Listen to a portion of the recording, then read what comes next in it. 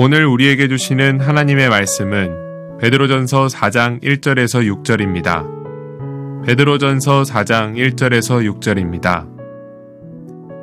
그리스도께서 이미 육체의 고난을 받으셨으니 너희도 같은 마음으로 갑옷을 삼으라.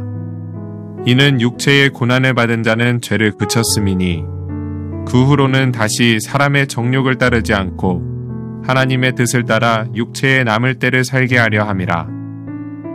너희가 음란과 정욕과 술취함과 방탕과 향락과 무법한 우상 숭배를 하여 이방인의 뜻을 따라 행한 것은 지나간 때로 족하도다.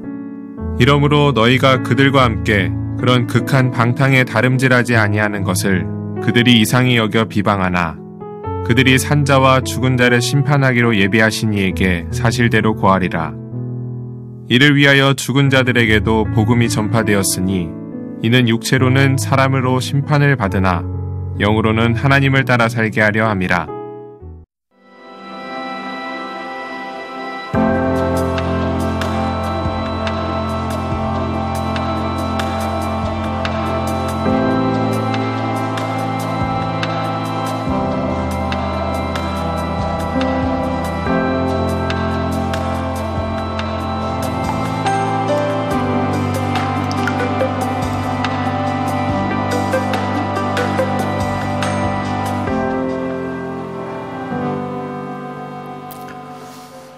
오늘 12시 예배 오신 여러분들 한 사람 한 사람을 주님의 이름으로 사랑하고 축복합니다.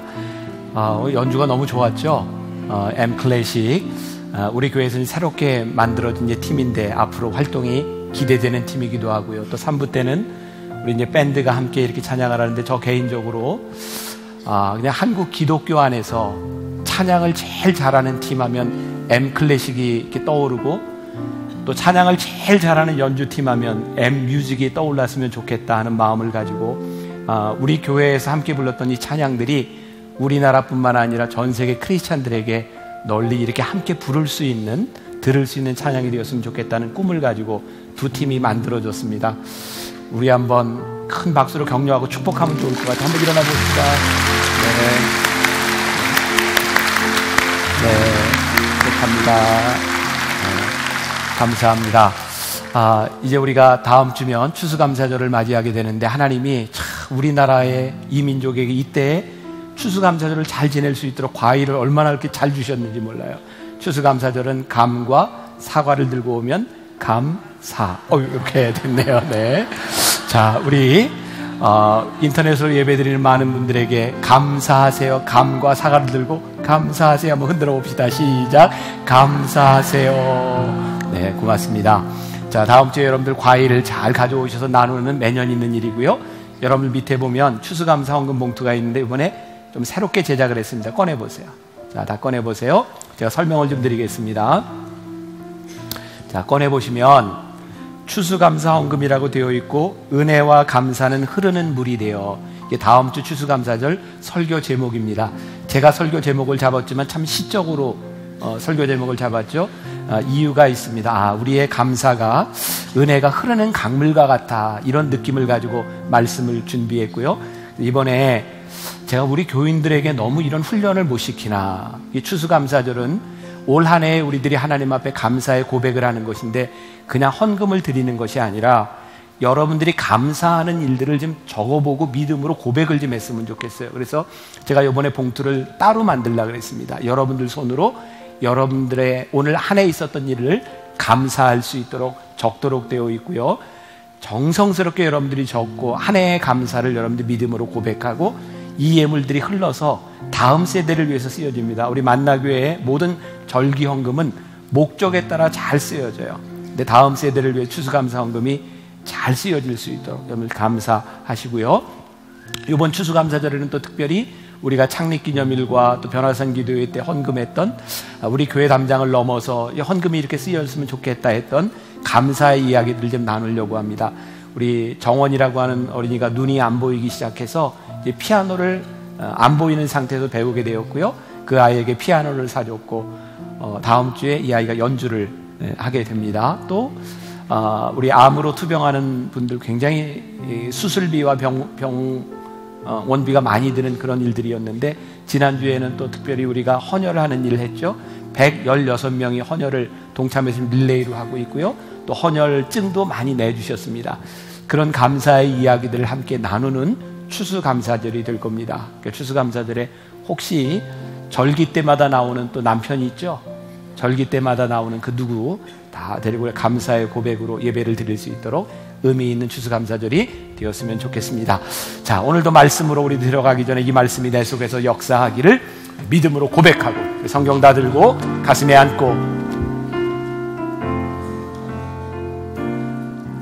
내 삶에 들어온 주님의 말씀이 내게 빛이 되시니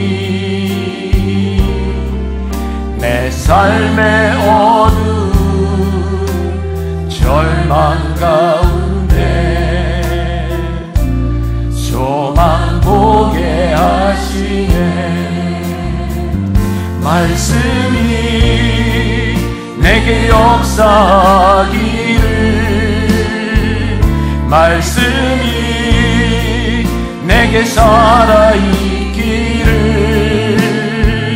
하나님 말씀을 듣겠나이다. 주님의 음성을 듣겠나이다. 주님의 말씀을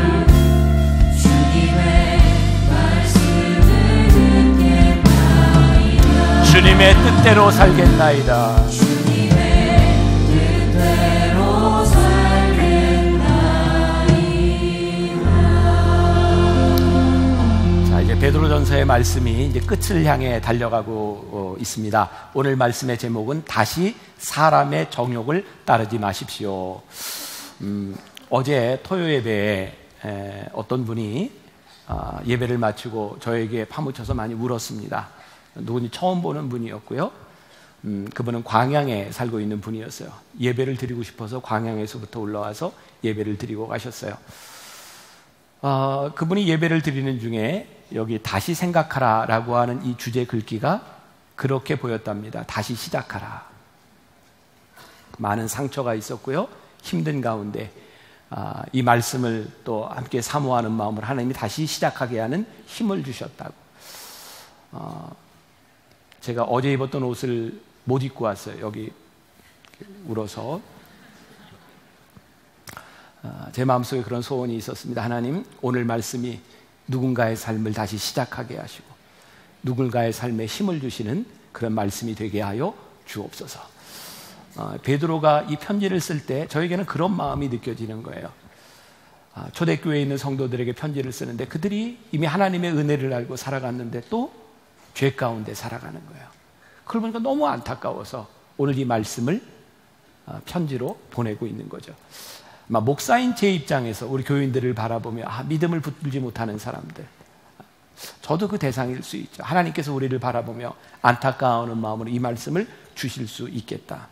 저희 교회에 한국관광대학 노인전문병원의 원장으로 계신 김인철 원장님이 계세요. 그분이 책을 하나 냈는데 작은 글들을 모았는데 저에게 굉장히 인상적이었습니다. 그 책에 보면 미국에서 실시한 설문조사에 의하면 새해 작심을 한다는 거예요. 우리 모두가 그렇죠? 새해 작심을 하는데 1년 동안 작심한 것을 이루는 사람들 그 퍼센테이지가 8%가 되지 않는답니다. 일주일 안에 포기하는 사람이 25%, 그리고 2주 안에 포기하는 사람이 한 35%, 한 달 안에 포기하는 사람이 50%, 1년을 지나가면 10% 미만의 사람들만이 목표를 이룬다는 겁니다. 제가 인상적이었던 건 단순히 포기한다 이것이 아니라 목표를 설정하고 작심하는 것이 잘못된 일은 아닌데 그것을 실행하는 방법이 잘못되어 실패하는 경우가 많다는 거예요. 제가 이 말씀을 준비할 그 시점에 이 책을 읽었기 때문에 이런 말씀인가 보다 저에게 느껴졌어요. 베드로가 초대교인들을 바라보며 그들이 예수님을 믿겠다고 결심하고 교회 안으로 들어온 공동체인데 왜 그들은 그들의 결심대로 믿음 생활을 제대로 하지 못했을까? 그것이 방법에 대한 문제더라고요. 오늘 2절 말씀 보겠습니다. 2절 말씀 같이 다시 한 목소리로 봅니다. 시작. 그 후로는 다시 사람의 정욕을 따르지 말고 하나님의 뜻을 따라 육체의 남은 때를 살게 하려 함이라. 그러니까 우리를 부르시고 살게 하신 목적이 있는데 어떻게 잘못됐냐면 그 후로는 다시, 요 다시라고 하는 말이 영어 성경에 보니까 no longer라고 되어 있더라고요. 더 이상. 영어 성경이 조금 더 명확하게 의미가 드러나는 것 같습니다. 하나님이 우리를 부르신 이유는 더 이상 이전에 자신의 정욕을 따라 살아가던 삶을 살지 않도록 우리를 부르셨는데, 부르심대로 살지 못하는 이유가 뭐예요? 우리가 부르심을 받았는데도 또 우리의 정욕을 따라 살고 있다는 거예요. 그리고 이 말은 고난과도 연결이 되어 있습니다. 자, 유진 피터슨이 메시지 성경에서 이 부분을 풀어내고 있는데 1절과 2절을 이렇게 풀어냅니다. 좀 더 명확합니다. 같이 한번 생각하며 읽어봅시다. 시작. 예수께서 여러분이 지금 겪고 있는 모든 고난과 그보다 더한 고난을 겪으셨으니 여러분도 그분처럼 생각하는 법을 익히십시오. 여러분의 고난을 전에 늘 자기 마음대로 살려고 하던 죄악된 옛 습관을 끊는 기회로 삼으십시오. 그렇게 할 때 여러분은 자기 욕망의 압제 아래 살기보다 하나님께서 원하시는 삶을 추구하면서 자유롭게 살아가게 될 것입니다. 문맥을 통해 보면 이런 의미인 것 같아요. 죄가 고난을 겪지 않으려고 하는 욕망에서부터 온다는 겁니다. 자, 예수 그리스도께서 고난을 받으셨던 것처럼 우리들이 배워야 하는 것이 있어요. 하나님의 뜻대로 살기 위해서 고난을 당하셨다. 그러니까 우리들이 고난을 당하는 것은 무의미한 일이 아닌 겁니다. 하나님의 뜻대로 살아가는 일인데 우리의 욕망이요, 고난을 받지 않으려고 하니까 죄 가운데 들어가게 되는 거예요. 자, 그러니까 문제가 뭐예요? 우리의 욕망대로 살려고 하는 것, 쉽게 살려고 하는 것, 고난을 당하려고 하지 않는 것 때문에 다시 죄로 빠져들게 되었다. 베드로가 이것을 안타깝게 생각하는 거죠. 자, 제가 얼마 전에 읽었던 연세대 명예교수인 김형석 교수가 쓴 어떻게 믿을 것인가에 나오는 이야기 한 토막입니다. 충남 예산에서 이 교수님이 집회를 인도할 때였는데 어떤 감리교회였어요. 어떤 젊은이가 와서 이야기합니다. 교수님, 저는 이 충남 예산에 살면서 우리나라의 전통적인 유교를 가지고는 소망이 없다고 생각하고 예수를 믿게 되었습니다. 오래전 이야기입니다. 예수를 믿으면서 교회 안에 교회학교 교사를 하고 있는 아내도 만나게 되었고 신앙생활을 열심히 했습니다. 그리고 서울에 있는 정동 감리교회에서 연회가 열린다는 이야기를 듣고 평신도 대표로 참석하게 되었어요. 저희 교회에 속한 교단은 감리교회고요. 감리교회는 매년 연회, 애뉴얼 컨퍼런스라는 걸 합니다. 그때 거기에서 뭘 하냐면 그 교단의 지도자를 뽑죠. 감리교회에서는 그것을 감독이라고 합니다. 비숍이라고 합니다. 감독을 뽑는 거예요. 그런데 오래전에 놀랄만한 일이 일어난 거죠. 제가 놀랄만한 이야기를 할 때는 여러분들이 놀래야 될까요? 안 놀래도 될까요? 자, 제가 놀랄만한 이야기를 합니다. 글쎄, 그 연회에 모여서 감독을 뽑는데, 역사상 유례가 없는 감독을 뽑는데 105번 투표를 합니다. 세상에. 예. 아니, 감독을 뽑는데 이 표 차이가 나야 되는데 이게 안 나서 105번 투표를 하는 것을 보면서 이 젊은이가 내가 속았구나 라는 생각을 했답니다. 교회의 목회자들이 저 감독이 되기 위해서 105번 투표하는 것을 보면서 아무도 양보하지 않는 것을 바라보면서 내가 속았구나 라는 생각을 했고 교회를 떠나게 되었다는 거예요. 그리고 교회를 떠나서 원양어선을 타고 바다로 나갔고 배에서 술을 먹고 알코올 중독자가 되어 그렇게 살아가게 되었던 그때 이 집회에 참석하게 된 거예요. 김영석 교수가 이 사람에게 이렇게 말을 했답니다. 당신은 예수를 믿은 것이 아니라 교회와 목사를 믿었던 것입니다. 이제라도 예수를 믿어야 되겠습니다. 교회는 나가지 않아도 좋으니 조용히 성경을 읽고 그리스도께 다시 나를 찾아달라고 기도를 드리십시오. 우리가 교회에 실망하고 우리들이 목회자에게 실망하는 것, 그것은 예수님께 실망한 것이 아닙니다. 우리는 목회자를 믿고 교회를 믿고 교회의 문제, 목회자의 문제는 무엇이냐? 하나님을 믿었다고 하는데 언제부터인가 하나님의 뜻을 따르지 않는 욕망에 휩싸여서 그것이 뭔지 모르지만 105번이나 투표해야 되는 상황 가운데서 절대로 포기하지 않고 자기의 뜻을 꺾지 않고 끝까지 명예를 주기 위해서 싸우는 그 모습 가운데 하나님이 만들어주신 교회의 모습이 없다는 거예요. 그래서 9.11 미국의 그 테러 사태가 났을 때 어떤 분이, 그 미국 목사님이죠.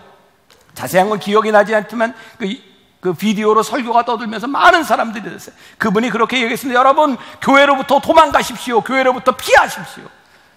세상에 찌든 욕망에 찌든 교회로부터 피하십시오. 저는 그 말이 충분히 일리가 있는 말이라고 생각해요. 우리는 교회를 믿는 사람들이 아닙니다. 목회자를 믿는 사람들이 아닙니다. 저와 여러분들이나 우리들이 욕망 때문에 하나님의 뜻을 벗어났다면 우리는 거기에서 벗어나야 될지도 모른다는 생각을 합니다. 이 문제를 어떻게 해결할까요?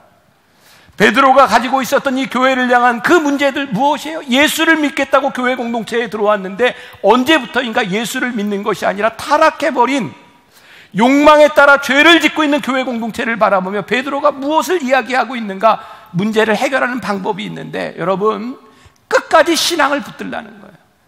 여러분, 초대교회 타락을 이야기할 때마다, 중세교회 종교개혁이 일어나기 전에 캄캄한 암흑이었던 교회 타락을 이야기할 때마다 나오는 이야기죠. 세상에 자기가 가지고 있던 모든 것을 포기하고 중세 수도원에 들어갔던 수도사와 수녀들 사이에서 그 수도원 지하 마루를 뜯어내니 거기에 유아의 유골들이 나왔죠. 어떻게 그런 일이 있을 수 있죠? 처음부터 그 사람들이 그런 생각을 가지고 있었을까요? 아니요. 하나님 앞에 평생을 헌신하겠다고, 그렇게 살겠다고 한 사람들에게서 나타난 죄의 부산물들이었어요. 아니, 내가 세상에서 가지고 있었던 명예와 부를 다 버리고 나는 수도사가 되어 살겠다고 수도원에 들어갔던 사람들이 거기에서 어떤 일들이 일어났는가? 수도원장이 되기 위해서 서로 싸우는 일들이 일어났어요. 그게 중세시대에만 문제인가요? 요즘 교회 안에도 각 교단마다 서로 교단장이 되겠다고, 무언가가 되겠다고 금권 선고로, 부정 선고로 일어나는 일들을 바라보며, 아니, 그 목사님들이 처음 목회자가 될 때 그런 생각을 가지고 목사가 됐을까요? 저도 제가 처음 목회할 때, 전도사로 영월에서 목회할 때, 그 시골 전도사였을 때 저는 그런 마음이었던 것 같아요. 그 농촌에 있는 사람들을 바라보며, 내가 저 사람들과 함께 할 수 없을까? 그때 농촌의 농산물 직거래도 꿈꾸고 그 시골 사람들과 함께 살아갔던 제가 그 모습이 아니라 지금 분당의 만나교회 목사로서의 내 모습으로 서 있는 것을 바라보며 나는 얼마나 변했는가. 여러분들이 하나님을 믿으며 뜨거웠던 가슴으로 내가 충성하며 살리라라고 했는데, 언제부터인가 이 교회 안에서 봉사하고 사역하고 하나님 앞에 헌신하겠다고 했던 사람들이 조금만 내 마음에 들지 않으면 견디지 못하고 사람들과의 갈등 가운데서 너무나 인간적인 모습들이 드러나는 우리들의 모습, 결국 성경은 우리들 안에 있는 욕망이 우리들의 원수가 되었다고 말씀하거든요. 오늘 예수님께서 우리들에게 보여주셨던 방법이 무엇인가요? 하나님의 자녀로 살아가는 방법이 무엇일까요? 예수님께서 십자가를 지시고 우리들에게 보여주신 게 있어요. 예수님이 겟세마네 동산에서 십자가를 앞에 놓고 기도하실 때, 아버지, 될 수만 있다면 이 잔을 나에게서 옮기시옵소서. 그러나 나의 원대로 마옵시고 아버지의 뜻대로 하시옵소서. 끝까지 자신의 욕망이 아니라 하나님 아버지의 뜻을 따라 하나님 아버지의 영광을 보여주셨던 예수님의 방식, 그것이 고난이었다는 거예요. 우리는 고난받으려고 하지 않은 것 때문에 너무나 쉽게 우리들의 욕망에 빠질 때가 많이 있다. 교회의 문제는, 우리 신앙의 문제는 하나님을 믿는다고 말을 하면서 하나님의 방식대로 살아가지 않는 거죠. 베드로가 이것을 보면서 너무너무 안타까운 마음으로 이야기를 하고 있는 거예요. 하나님의 뜻대로 산다고 하는 것은 더 이상 우리들이 육신의 욕망 아래 있지 않겠다는 고백이죠. 지난해 제가 감리교 신학대학 대학원생들을 데리고 수업을 할 때 한국에 있는 유명한 교회들, 좋은 교회들을 이렇게 방문하게 되었습니다. 제자 훈련을 열심히 하는 그런 교회였는데요, 학생이 그 담임 목사님에게 이런 질문을 했습니다. 목사님, 그리스도인과 비그리스도인의 차이는 무엇인가요? 그 학생이 어떤 느낌이었냐면, 제가 듣기엔 제자 훈련을 열심히 한다고 하는데 아무리 제자 훈련을 받아도 그리스도인과 비그리스도인 잘 구별되지 않는 것 같습니다. 그런 의도였어요. 목사님이 이렇게 대답을 하더라고요. 그리스도인으로 산다고 하는 것은 자신의 삶의 주인이 그리스도가 된다는 것이고, 비그리스도인으로 산다는 것은 여전히 삶의 주인이 자신이라는 겁니다. T 성경 공부에 나오는 그림이 있는데 한번 보세요. 하트, 마음을 표시하고 있고, 저 두 그림의 차이가 보이시나요? 의자가 하나 있고요, 한 그림은 그리스도가 의자 위에 앉아 있고 자신의 뜻이 밑에 있고, 한 그림은 자신의 뜻이 의자 위에 앉아 있고 그리스도가 밑에 있어요. 이런 유사한 그림을 많이 봤을 겁니다. 저에게 인상적이었던 건 이 그림이 아니라 이 그림 밖에 있는 사탄은 밖에라는 글이었습니다. 둘 다 마음 밖에는 사탄이 있습니다. 여러분, 오늘 우리가 예배드리러 온 우리들의 마음 가운데 사탄이, 저는 적어도 우리 마음에 있지 않을 것 같아요. 우리는 사탄을 밖에 두고 예배를 드리러 왔을 겁니다. 그런데 우리들이 그리스도인 되지 못하는 이유는 예배를 드리러 왔으나 우리들의 삶의 주인이 나인가 그리스도인가에 따라 우리들이 그리스도인인지 아닌지가 구별되는 거죠. 내가 내 삶의 주인이 되어 있으면 우리는 우리의 정욕을 따라 살아갑니다. 아버지 하나님 그리스도께서 우리들의 삶의 주인이 되어 있으면 우리는 하나님의 뜻을 따라 살아갑니다. 정욕의 문제를 조금 더 생각해 보겠습니다. 오늘 본문 말씀 가운데 그 후로는 다시 사람의 정욕을 따르지 않고 하나님의 뜻을 따라 육체의 남은 때를 살게 하려 하심이라. 하나님이 우리를 부르셔서 두 가지를 명백하게 말씀하고 있는데, 하나는 다시 사람의 정욕을 쫓지 않도록, 두 번째 오직 하나님의 뜻을 쫓아 살도록 우리를 부르셨다는 거예요. 이 부분을 제가 조금 설명을 해야 될 것 같아요. 우리가 좀 착각하고 있는 게 있어요.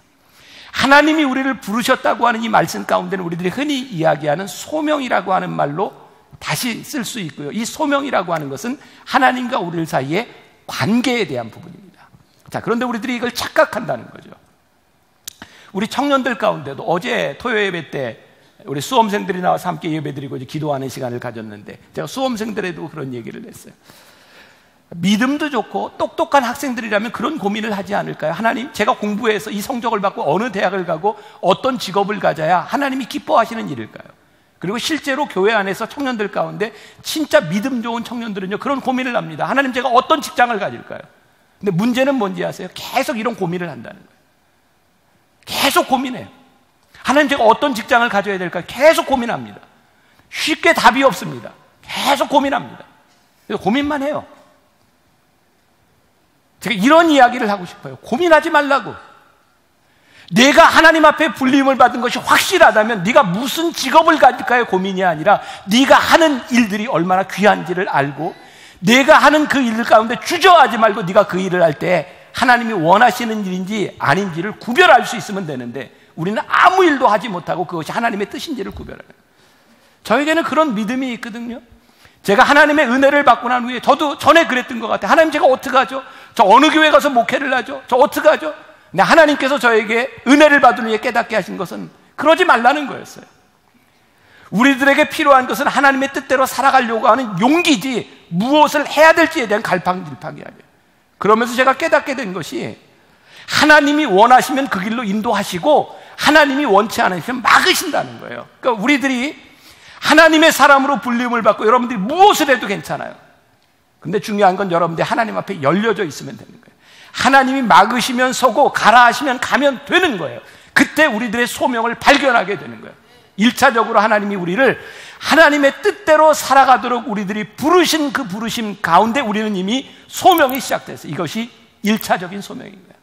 그런데 우리들이 이제 2차적인 소명을 발견해야 되는 거죠. 지금 내가 하고 있는 그 일이 진짜 소명인가? 그래서 그 김동호 목사님은요, 얼마 전에 저하고 방송을 같이 하면서 그런 얘기는 인상적이었어요. 3가지 기준이 있다. 하나는 내가 좋아하는 일인가? 두 번째, 내가 잘하는 일인가? 자, 여기에서요, 이런 예를 들어볼게요. 세상 사람들은요, 여기까지 생각합니다. 그리고 여러분들도, 야, 내가 잘하고 좋아하는 일을 할 수 있으면 얼마나 좋을까? 그게 내 소명이야. 도둑놈이요, 도둑질을 아주 잘해요. 그리고 너무너무 기뻐요. 소명인가요? 제가 극단적인 이야기를 했을지 모르지만 여러분들이 하고 있는 일 가운데 여러분들이 잘하고 좋아하는 일을 소명이라고 착각하죠. 마지막 3번째 중요한 것이 있는데, 이 일을 하나님이 기뻐하시는가? 여러분들이 무엇을 할 수 있어요? 어떤 일도 괜찮아요. 여러분들이 잘하고 좋아하는데 정말 중요한 것은 이 일을 통하여 하나님이 기뻐하시는가? 내 삶의 주인이 누구인가를 분명히 알 수 있을 때 우리는 하나님과의 관계 속에서 우리들이 더 이상 우리들의 죄에 정욕에 빠져들지 않고 살아갈 수 있는 거죠. 여러분들이 이게 얼마나 추상적으로 들릴지 모르지만 저에게 있어서는 실제적인 부분인데, 저 목사잖아요. 저에게도 그런 고민이 있는 거예요. 하나님이 저를 목회자로 삼아주셨는데 어떤 일이 제가 목회자로서 옳은 일인가요? 그런 고민이 있었던 거예요. 제가 밥을 먹을 때, 제가 쉼을 가질 때 하나님 제가 쉬어도 되는 건가요?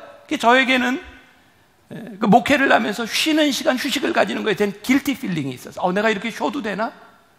근데 언제부터인가 하나님이 저에게 깨닫게 하신 게 있어요. 네가 밥을 먹어도 네가 목회를 위하여 먹을 수 있고, 네가 쉼을 가져도 목회를 위하여 쉴 수 있다면 그 일이 귀한 것이다. 왜? 제가 목회자의 삶을 전적으로 살지 못할 때, 소명자로서의 삶을 살지 못할 때 모든 일들이 불안한 거예요. 우리들이 하나님 앞에 부르심을 받은 자로 살아갈 때 우리들이 하고 있는 일들이 의미를 가질 수 있는 거예요. 여러분, 놀러 가고 쉬는 일들에 대해서 죄의식을 가진다고 하는 이야기는 우리들이 소명자로 살지 못한다는 얘기가 아닐까요? 우리들이 살아가는 이 삶이 하나님 앞에 분명히 쓰임받는 일이라고 생각하면 우리들의 삶이 귀한 거예요. 그리고 그 일을 통하여 하나님이 영광을 받으시는가 그렇지 않은가를 구별할 수 있는 사람들이 돼야 되는 거죠. 그래서 제일 중요한 건 하나님과의 관계수가 있는가, 부르심을 받은 자로 살아가는가 하는 거죠. 예를 들어볼게요. 저는 결혼 주례를 할 때 꼭 신랑 신부에게 혼인서약을 할 때 성경을 이렇게 놓고 신부가 손을 얹고 신랑이 손을 얹고 제가 묻고 대답을 해요. 혼인서약을 합니다. 그리고 성언을 발표가 난 후에 제가 선물을 줍니다. 두 가지를 줘요. 하나는 그들이 손을 얹고 서약한 웨딩 성경입니다. 제가 이렇게 말을 하죠. 신혼여행을 갈 때 꼭 이 성경을 가져가세요. 그럼 어떤 신랑 신부들은 피식 웃어요. 뭐 신혼여행 가는데 뭐 성경까지. 들어온 하객들 중에도 이렇게 무슨 성경까지 뭐 이런 분이 있어요. 제가 이렇게 말을 합니다. 신혼여행 가서 가방을 딱 열었을 때 제일 먼저 볼 수 있는 것이 성경책이 되도록 집을 싸라고. 왜? 저는 결혼에 있어서 제일 중요한 게 첫 신혼여행 자리에서 적어도 너와 내가 하나님께 속한 자라고 하는 것을 알 때 이 믿음이 그 가정을 지켜준다. 그리고 신랑과 신부가 반지를 교환하잖아요. 여러분 반지 끼고 다니세요? 결혼 반지? 저는 꼭 낍니다. 이게 안 끼면 사람들이 결혼 안 한 걸로 오해할까봐 제가. 근데 그 웃음이 지금 기분이 안 좋네요, 제가. 결혼 반지를 끼는 이유는요, 우리들이 예물로 시계와 반지를 교환하는 이유는 결혼한 사람에게 채워주는 것이기 때문에 의미가 있는 겁니다. 그래서 결혼할 때 비싼 걸 하지 않는 게 좋습니다. 우리들이 끼고 차고 다닐 수 있는 수준에서 하는 게 좋은 겁니다. 왜? 이 의미는 우리들이 누구에게 속한 사람인가를 분명하게 알려주는 것이기 때문입니다. 결혼을 지켜주는 것도요, 누구에게 속한 것인지를 알 때 그 다음 행동이 나오는 거예요. 우리들을 지켜주는 것이 무엇이냐면 하나님이 우리를 부르신 그 부르심 가운데서 우리들이 놓지 않는 거죠. 그래서 우리들이 사랑하고 선대하고 축복하고 기도할 수 있는 거예요. 우리들의 정욕은요, 우리들의 죄는요, 이 세상을 떠나서의 문제가 아닌 거예요. 이 죄의 문제가 이 세상을 떠나서 살아라, 여러분 수도원에 가서 살아도 그 명예욕과 죄들의 문제가 해결되지 않는 거예요. 우리 정욕의 문제는, 우리들의 죄의 문제는 우리들이 살아가고 있는 삶의 한가운데서 우리들이 싸우고 이겨내야 되는 것의 문제예요. 지지난주 우리 교회에서 향림 설교대, 다음 세대 우리 젊은 전도사들이 설교 대회를 하고 설교자로 키우는 그런 대회가 있었는데 1등을 한 친구가 너무 설교도 잘했고요. 그리고 오늘 내용과 말씀을 준비할 때 너무 잘 맞아드는 내용이 있어서 제가 잠깐 클립을 해왔습니다. 한번 보겠습니다. 제가 신학교 1학년 때 참 즐겨 부르던 찬양이 있었습니다. 주님 뜻대로 빰빰빰빰 살기로 했네. 여러분 다 아시죠? 이 찬양을 제가 너무 좋아해서 많이 부르고 다녔어요. 그런데 어느 날 그 학교 수업에서 교수님께서 이 찬양을 가지고 이야기를 하셨습니다. 갑자기 질문하셨어요. 여러분들 주님 뜻대로 살기로 했네라는 찬양 아세요? 그러자 제가 너무나 반가운 마음에 예 교수님, 제가 그 찬양 너무나도 좋아합니다 그랬어요. 그랬더니만 교수님께서 저를 딱 쳐다보시면서 무섭게 말씀하시기 시작하셨습니다. 무섭게. 이 찬양은 굉장히 모순이 큰 찬양이에요. 분명히 가사에는 주님 뜻대로 살기로 했는데 그 뒤에는 뭐라고 하는 줄 알아요? 갑자기 저를 보고 혼내시는 거예요. 신학교 1학년 너무 당황했어요. 뭐라고 하냐면 뒤에는 세상 등지고 십자가 보내라고 말해요. 언제 우리 주님이 세상을 등지셨나요? 언제 우리 주님이 세상을 무시하셨어요? 세상을 사랑하셔서 이 땅에 오신 게 우리 주님 아니에요? 요한복음 3장 16절에 하나님이 세상을 이처럼 사랑하사 독생자 아들 예수를 보냈다고 했는데, 제가 이 말을 듣는데요, 머리를 망치로 한 대 팍 얻어맞는 것 같았어요. 그러면서 교수님이 한마디 더 하셨습니다. 여러분들이 정말 주님 뜻대로 살기를 원한다면 세상을 등지고 살아가는 것이 아니라 세상을 등에 지고 살아가야만 합니다. 여기까지. 샘나서 안 되겠어요. 자, 그런 눈초리로 저를 이렇게 집중해 주세요. 여기까지 들으니 4절과 5절의 말씀이 이해가 될 것 같아요. 4절 5절 봅니다. 자, 시작. 이러므로 너희가 그들과 함께 이런 극한 방탕에 다름질하지 아니하는 것을 그들이 이상히 여겨 비방하나 그들이 산자와 죽은 자를 심판하기로 예비하신 이에게 사실대로 고하리라. 조금 어렵죠? 유진 피터슨의 메시지 성경으로 풀어서 봅니다. 물론 여러분들의 옛 친구들은 여러분들이 그들과 함께 어울리지 않는 이유를 이해하지 못할 것입니다. 그렇다고 해서 그들에게 일일이 설명할 필요 없습니다. 그들은 장차 하나님 앞에서 책망받을 자들이니 말입니다. 우리가 주님 뜻대로 살기로 했네라고 하는 뜻대로 사는 세상은 여전히 우리들의 친구들과 동료들과 함께 살아가야 되는 세상입니다. 그런데요, 우리들이 이 세상과 함께 살아가지만 그들과 어울리지 않습니다. 그랬더니 세상 사람들이 우리를 비방합니다. 너희들은 왜 그렇게 사냐고. 그런데 오늘 말씀에 보면 그거 일일이 설명할 필요 없다. 왜? 우리가 이 세상 가운데서 하나님의 뜻대로 살아가는 삶은 그런 것이다 라고 말하고 있죠. 자, 우리들이 하나님의 뜻대로 살아가며 이 세상 가운데서 믿음을 지키는데 누가 뭐라고 우리들에게 비방을 해도 너희들 꿋꿋이 그 길을 가라. 그게 하나님이 우리를 부르신 길이다.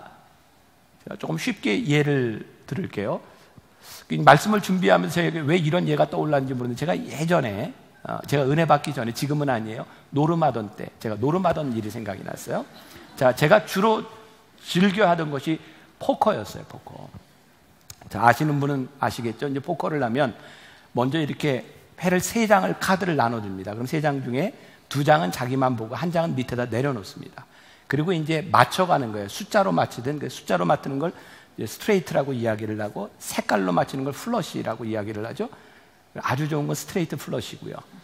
그리고 거기에 원페어, 투페어, 뭐 이렇게 풀하우스, 뭐 이제 포카 이런 것들이 있는 거예요. 이제 그 족보를 만들어 가는 거예요. 그런데 이렇게 2장을 받고 1장을 내려놓고 이제 딜러가 1장씩 이렇게 주면 그걸 보고 자기의 그림이 승산이 있으면 런하죠. 배팅을 합니다. 그리고 같이 이렇게 자신 있는 사람들이 함께 배팅을 해요. 자신 없는 사람은 die, 죽습니다. 또 1장을 받아요. 또 배팅을 합니다. 자신 있으면 또 배팅을 하죠. 누가 계속 배팅을 합니까? 확실한 패를 가지고 있는 사람이 배팅을 합니다. 그리고 중요한 것은요, 마지막에 이 패를 다 까게 돼 있는 거예요. 네, 그리고 패가 좋은 사람이 이기고 패가 나쁜 사람은 지게 되는 거, 모든 것이 다 드러나게 되는 거예요. 포커로 잘 이해가 안 되는 분을 위해서 제가 고스톱으로 설명을 하겠습니다. 자, 고스톱까지는 다 아시죠? 제가 지금 하는 건 아니고 옛날에 은혜 받기 전에 하던 거예요. 고스톱 하면 정말 놀라운 게 쓰리고에 피박, 광박 받으면 점수가 많이 나잖아요. 그러니까 마지막 최고 점수를 많이 날 수 있는 상황은 쓰리고까지 가는 거죠. 그게 쉽지 않잖아요, 쓰리고를 하는 게. 근데 이 쓰리고를 이렇게 하는데요, 원고, 투고 계속 갑니다. 잘못하면 이렇게 바가지를 쓰는데 계속 가는 건 뭐예요? 패가 좋은 겁니다. 그런데 그때쯤 돼서 꼭 이런 사람, 제가 전문용어를 좀 쓰겠는데 쇼당을 부르는 사람이 있어요. 그죠? 근데 쇼당을 부르면 이게 이제 그냥 여기서 끝내든지 내가 바가지를 쓸 수 있는 상황인데 끝까지 쓰리고를 하는 사람이 있습니다. 어떤 사람이죠? 자신 있는 사람이, 패를 들고 있는 사람이 끝까지 갑니다. 제가 예를 이렇게 포카 고스톱으로 들어서 죄송하지만 저는 이게 너무너무 적절한 예화라고 생각이 들거든요. 우리들이 가지고 있는 패가 뭘까요? 하나님이 우리를 부르신 거예요. 여러분, 우리 모두가 한 번은 죽습니다. 하나님 앞에 우리들 모두가 서게 될 텐데요, 우리들이 살아왔던 삶과 우리들이 가지고 있는 모든 것들이 하나님 앞에 쫙 펼쳐지게 될 것입니다. 분명한 것은 우리들이 승리의 자신이 있고 하나님이 우리를 부르신 것에 대한 자신이 있기 때문에 우리가 끝까지 가는 겁니다. 두려워하지 않습니다. 누가 우리들을 비방한다 할지라도. 작년 추수감사절 이맘때 제가 여러분들에게 영상을 하나 보여드린 것이 있어요. 2002년 메이저리그에서 홈런을 쳤던 110kg의 거구였던 제레미 스캇 브라운 기억나세요? 이 사람이 홈런을 치고 자기가 홈런 친 것도 모르고 막 뛰어가다 넘어지는 장면이 나옵니다. 이 사람은 110kg이라 우리나라로 얘기하면 이대호 도루하는 소리 하고 있네. 이대호가 도루하는 건 생각도 못하는, 그러니까 못 뛰는 사람인 거예요. 근데 홈런을 쳤는데 모르고 막 달려가다가 넘어졌어요. 그래서 사람들이 홈런 쳤다고. 그때부터는 여유 있게 뛰는 겁니다. 우리 그리스도인들이 이 세상에 살아가며 우리들의 페이스대로 우리들의 믿음의 길을 갈 수 있는 것은 딱 한 가지인 거예요. 우리들이 믿음의 패를 쥐고 사는 겁니다.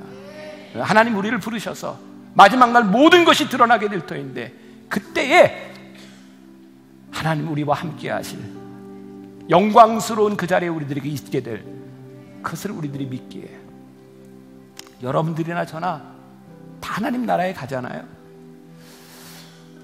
제가 그제 사업을 하는 한 분을 만났는데 굉장히 초죽음인데 정말 얼굴이 하얗게 돼서 만났어요.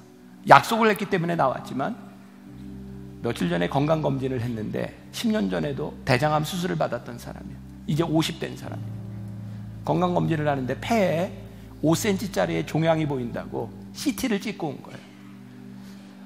오면서 이미 머릿속에 유산도 다 정리하고, 내가 이미 암을 한번 걸려본 정도 있고 5cm 정도면 내가 이거 거의 가능성이 없겠다 다 정리하고 얼굴이 하얗게 돼서 왔어요. 중간에 전화가 왔습니다. 그냥 폐결의 흔적이라고. 그때 이분이 저에게 이렇게 얘기했어요. 목사님, 처음 CT를 다시 찍어야 된다는 이야기를 들어서 하늘이 노랬고요, 정말 두려웠던 게 내가 하나님 앞에 서게 된다는 사실이었어요. 그러면서 내가 혹시 간당간당해서 떨어지면 어떡하나, 제가 이렇게 얘기했습니다. 하나님 앞에 간당간당은 없습니다. 딱 둘 중에 하나입니다. 하나님 앞에 심판받을 때 생명의 편에 서든지 죽음의 편에 서든지 간당간당은 없습니다. 우리들 중에 조금 부족한 사람도 있어요. 그러나 분명한 것은 우리들 믿음의 길을 가지고 꿋꿋하게 이 길을 갈 수 있는 하나님이 우리를 부르신 그 부르심이 우리들에게 있는가. 우리 모두가 하나님 앞에 서게 될 터인데 부끄러움 없이 꿋꿋하게 이 길을 가다가 다음 주에 우리들이 이 자리에 모일 때, 하나님 우리가 이렇게 믿음의 길을 갔습니다, 세상이 뭐라고 이야기를 해도 뒤돌아서지 않겠습니다, 그 믿음을 가지고 우리가 여기까지 왔습니다, 그런 고백으로 모일 수 있는 여러분들이 되시기를 주님의 이름으로 간절히 축원합니다. 우리 한번 주님 뜻대로 살기로 했네, 함께 찬양하겠습니다.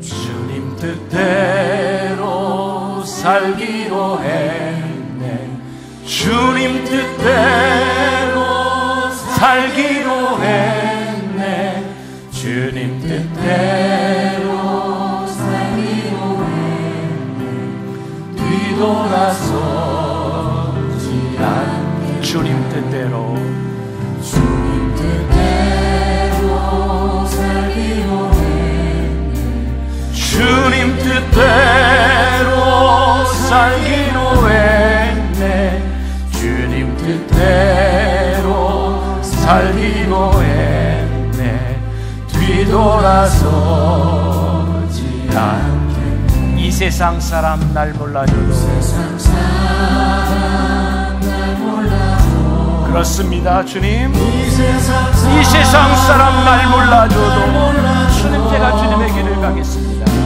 믿음의 길을 가겠습니다. 뒤돌아서지 않게. 이 세상 사람 날 몰라줘도, 이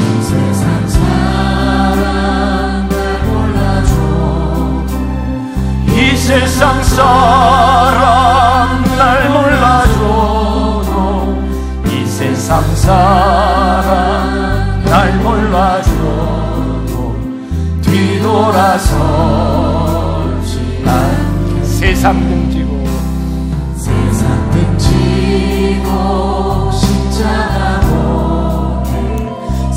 세상 등지고 십자가 보내 세상 등지고 십자가로 뒤돌아서지 않게 우리 함께 일어나서 주님 뜻대로 살기로 했네 주님 뜻대로 살기로 했네 주님 뜻대로 살기로 했네 뒤돌아서지 않 이 세상 사람 날 몰라줘도 이 세상 사람 날 몰라줘도 이 세상 사람 날 몰라줘도 이 세상 사람 날 몰라줘도